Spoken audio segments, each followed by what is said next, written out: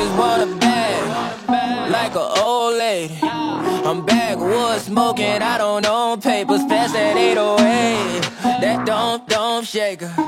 Oh, bitch, you know I'm grinding like a pro skater. Baby mama bugging, I'm so quick to hit ignore. Buku bitches in my bed, I got scales all on my floor. I got money on the line, plus I'm clocking it. Halo semuanya, selamat datang di channel Auto ID. Dan kali ini kita berkesempatan untuk mereview BMW X1 tahun 2019. BMW X1 adalah BMW yang paling laris, BMW X yang paling diterima oleh masyarakat.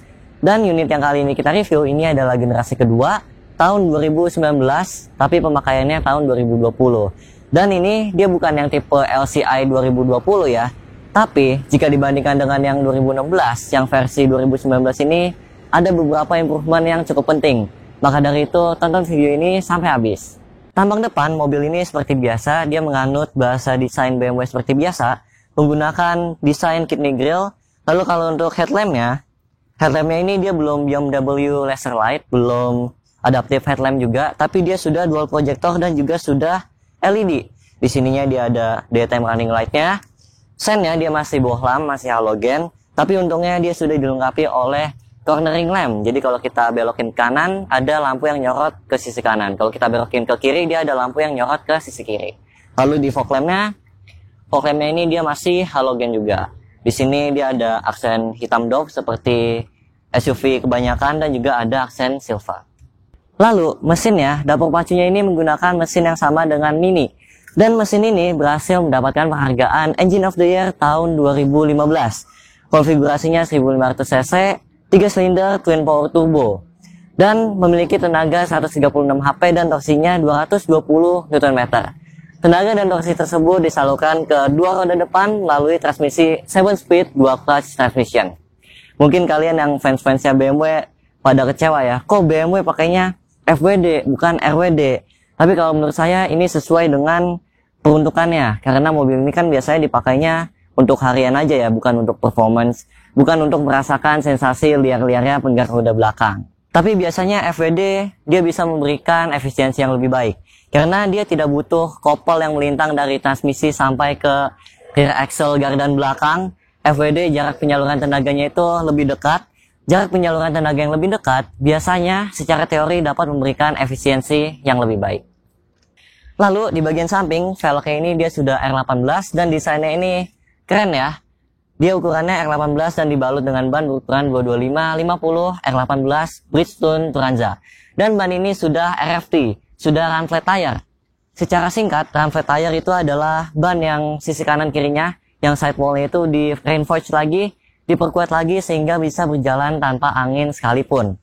Dan kalau menurut saya ini jauh lebih safety dibandingkan dengan ban serep biasa. Karena bayangin aja kalau lagi nyetir sendirian malam-malam jalanannya sepi gitu, kalau tiba-tiba bannya bocor, kalau keluar dulu dongkrak mobil ganti ban serep kan itu serem juga cuy. Kalau run flat tire ini setidaknya kita bisa bablas dulu ke tempat yang lebih safety, baru kita tambal ban. Tapi tambal ban RFT ini jauh lebih mahal jika dibandingkan dengan ban tubeless, karena metodenya dia beda. Dia harus pakai metode tire patch dari dalam, tidak bisa pakai metode tambal ban tubeless seperti biasa. Di bagian belakang, desainnya juga mengikuti bahasa desain BMW meskipun bukan yang paling baru. Lampu mundurnya ini, lampu belakangnya, dia sudah ada LED bar, 2 buah, sudah L-shape juga khasnya BMW. Meskipun lampu remnya dia masih halogen ya, lampu standnya juga dia masih halogen. Di sini ada integrated roof spoiler, ada defogger, high stop lamp, dan untuk yang versi 2019 ini dia ada kamera mundurnya lengkap dengan guide line-nya dan juga animasi obstacle di belakang. Lalu ini ada khasnya sebuah SUV ya, dia ada moldingan hitam, ada 4 buah parking sensor, ini ada aksen silver dan juga itu tadi sensor kick sensornya itu kena tangan. Jadi dia ini sudah ada kick sensor. Jadi kalau yang versi sebelumnya dia itu gak ada, kalau sekarang dia sudah ada. Tapi syaratnya kalian itu harus megang kunci. Karena yang kemarin, seperti kemarin saya coba itu gak mau, ternyata lupa kuncinya masih di dalam. Kalian harus pegang kunci baru bisa buka. Harus bisa.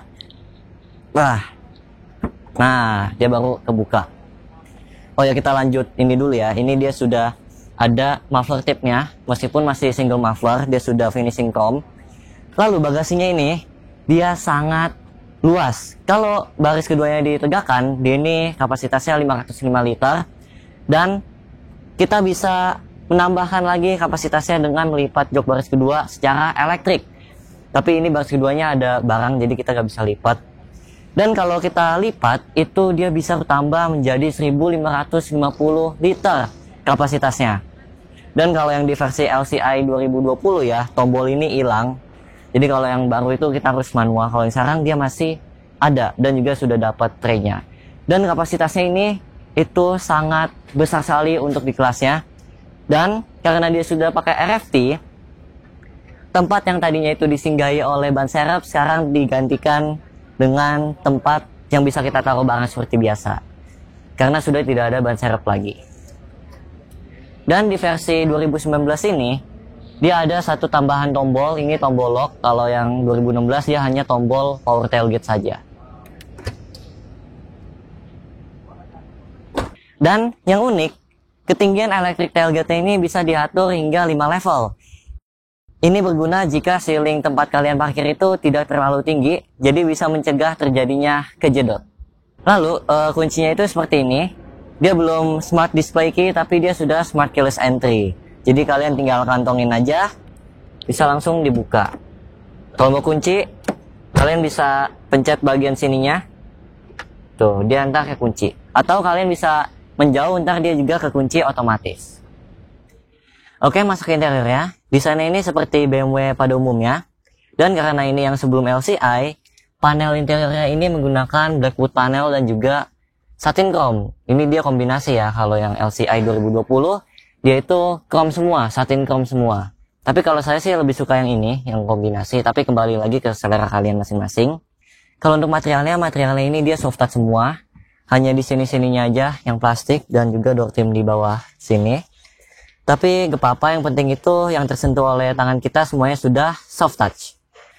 Lalu head unitnya seperti biasa BMW dia pakai iDrive, dan layarnya ini yang 2019 dia lebih besar jika dibandingkan dengan yang 2016. Di sini ada tombol iDrive-nya. Kalau untuk speakernya ini dia masih standar BMW seperti biasa, belum pakai Bang & Olufsen seperti di Audi, Burmeister seperti di Mercy, atau Mark Levinson yang biasa dipakai di Lexus. BMW dia biasanya pakai Harman Kardon, tapi di X1 ini dia masih pakai speaker bawaan seperti biasa. Tapi terlepas dari itu semua, kualitas suaranya masih premium. Dia all-rounder. Semua frekuensi bisa disajikan dengan baik. Bassnya oke, treble-nya oke, mid-nya juga oke. Separasi antar instrumennya juga oke. Dan stagingnya dia luas. Pengaturan equalizernya dia dikit sih. Terbilang cukup minim, hanya ada bass juga treble aja. Tapi kalian tidak membutuhkan kustomisasi banyak-banyak karena di posisi netral pun dia kualitas suaranya sudah enak, sudah premium. Tapi head unitnya ini dia belum ada voice command seperti Hello BMW ya. Lalu AC-nya dia sudah dual zone, sudah digital climate control, pengaturannya sudah lengkap tentunya.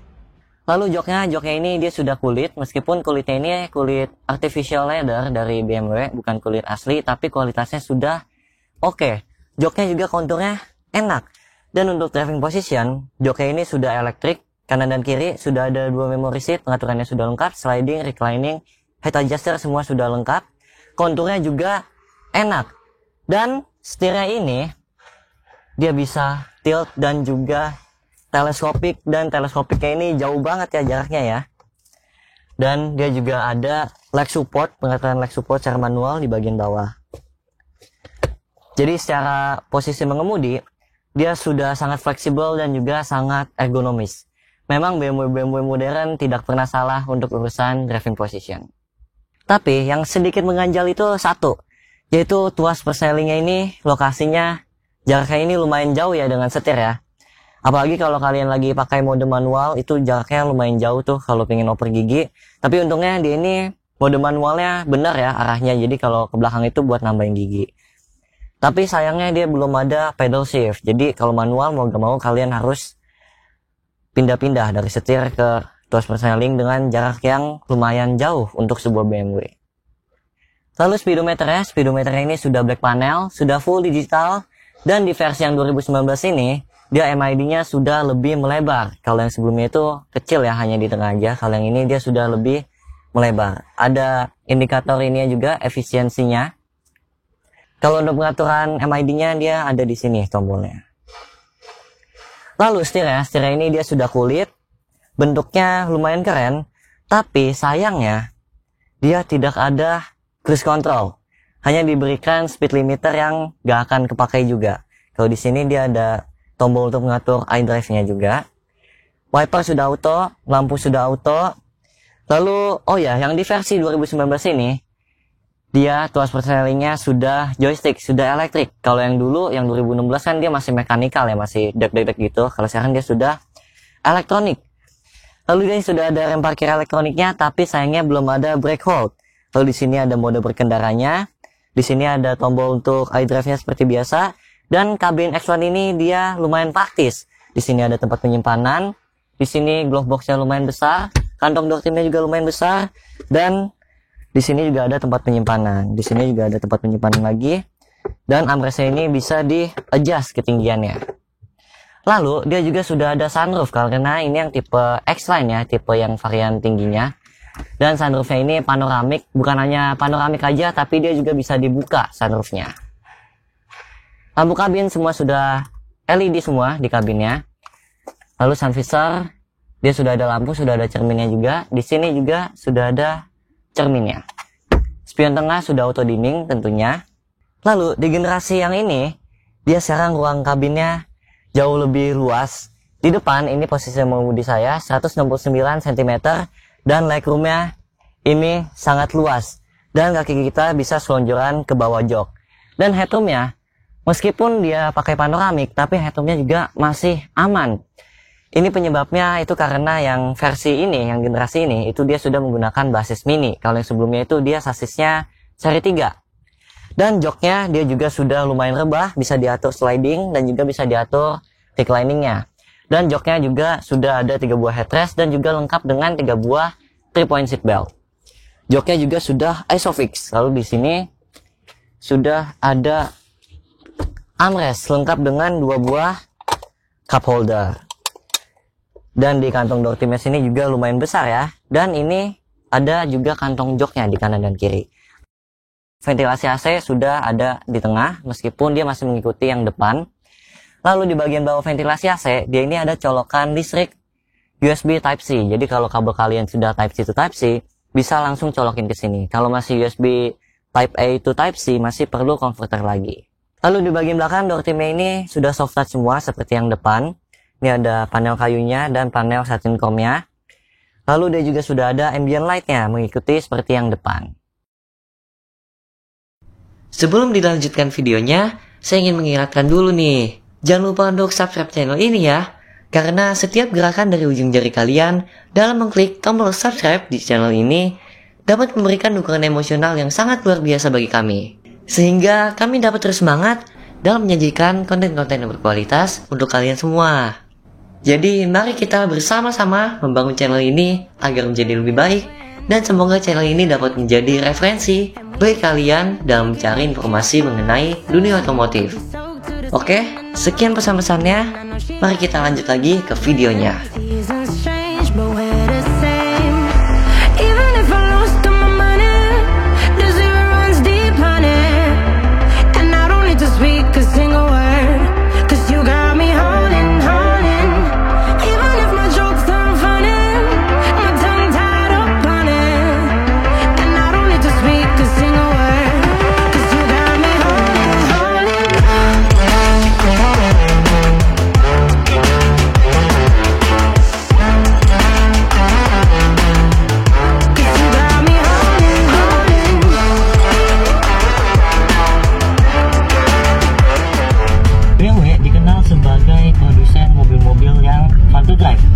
Mobil yang nikmat untuk dikendarai. Dan di BMW X1 ini, meskipun dia itu entry level, tapi dia masih fun to drive. Handlingnya untuk sebuah SUV ini sangat impresif. Body rollnya minim, setirnya juga khasnya BMW. Dia itu setirnya berasa padat, dibelokin dia nurut, ngikut, dan juga akurat dan responsif. bobotnya kalau buat saya juga pas. Kalau untuk di dalam kota dia juga pas, dan kalau di tol dia juga memberat sedikit bobotnya. Tapi handling yang baik seperti itu berimbas pada kenyamanannya, pada settingan suspensinya yang cenderung kaku ya. Tapi kalau menurut saya ini belum tidak kasar. Ini bantingannya tidak kasar, dia hanya kaku aja. Tapi saya suka sih bantingan suspensinya, jadi mantep gitu. Khas BMW juga settingan suspensinya, dia mantep. Agak kaku, tapi bukan yang kakunya itu kubrak gabuk gitu ya, bukan. Ini kakunya kaku mobil Eropa, karena emang ini mobil Eropa. Ini kakunya masih bisa meredam guncangan dengan cukup baik, masih bisa memberikan kenyamanan dalam penggunaan sehari-hari. Lalu kalau untuk tenaga, berdasarkan figur akselerasi 0 ke 100, mobil ini bisa mencatatkan waktu 9,7 detik. Lumayan, tapi bukan yang paling cepat untuk di kelas. Kita ambil salah satu contohnya itu rival setanah airnya ya, Mercedes-Benz GLA. Dia itu bisa mencatatkan waktu 8,4 detik untuk 0 ke 100 ya. Tapi emang dengan konfigurasi mesin yang berbeda juga. Tapi mobil ini juga sama sekali tidak bisa dibilang pelan. Dalam artian setiap kali kita butuh tenaga lebih, kita injak, dia responnya sigap. Transmisinya juga sigap perpindahannya, dan tenaganya itu ngisi gitu, cepat dapatnya. Turbo lag-nya juga tergolong minim. Jadi untuk tenaga ini oke, tapi bukan yang paling kencang, tapi sudah sangat mencukupi. Kalian tidak akan merasakan kekurangan tenaga dengan mobil ini. Lalu dia juga ada mode berkendaranya, ada Eco Pro, Comfort, dan juga Sport. Kalau di Eco Pro dia emang agak dicekek tenaganya. Kalau kita kick down dia responnya agak lumayan lama kalau di Eco Pro. Tapi kalau kalian ingin lebih cekatan, kalian bisa pindahin ke mode Sport.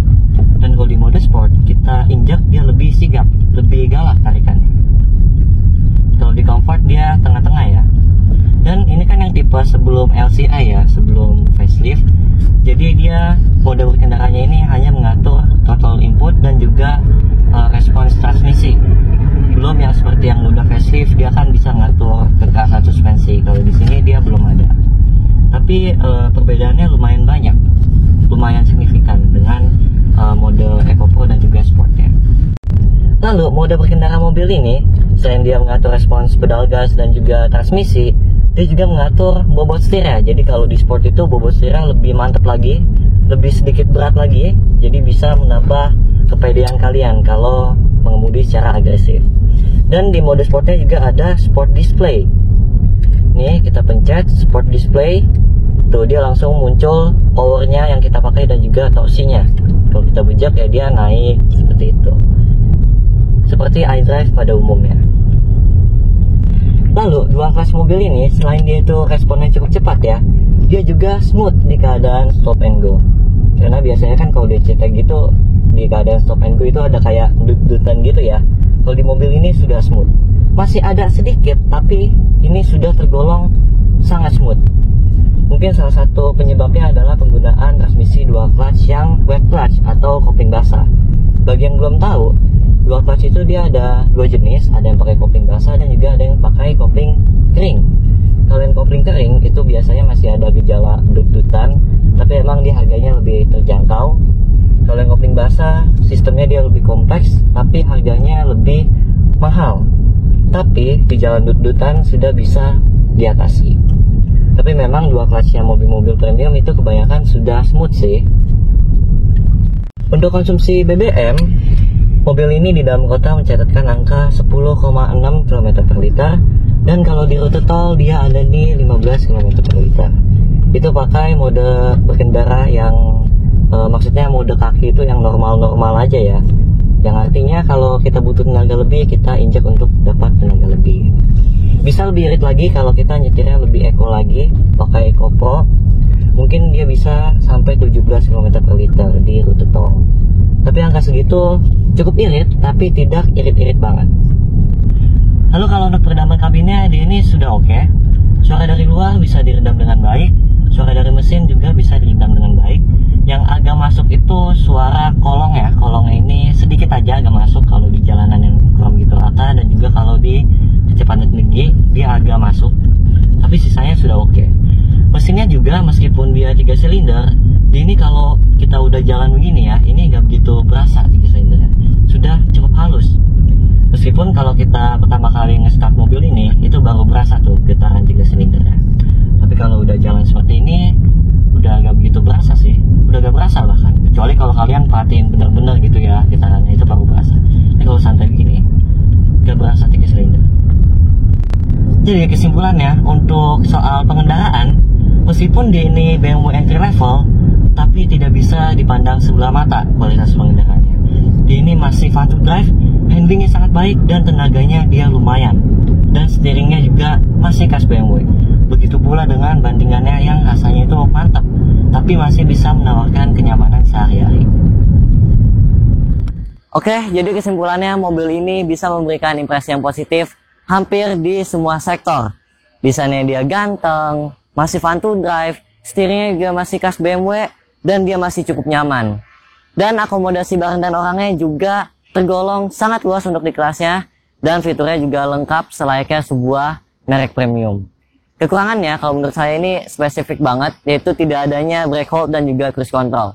Padahal mobil-mobil non-premium pun di zamannya, di tahunnya itu, sudah beberapa ada yang memiliki fitur tersebut. Tapi sangat disayangkan di mobil ini fitur tersebut tidak ada.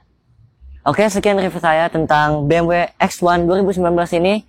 Terima kasih telah menonton, dan jangan lupa juga untuk like, komen, dan share video ini ke teman-teman kalian. Dan yang penting, jangan lupa juga untuk subscribe channel ini, agar kami tim Auto ID dapat terus semangat untuk menyajikan konten-konten yang berkualitas untuk kalian semua. Oke, saya Sugiarto, pamit undur diri, dan kita akan bertemu lagi di video berikutnya.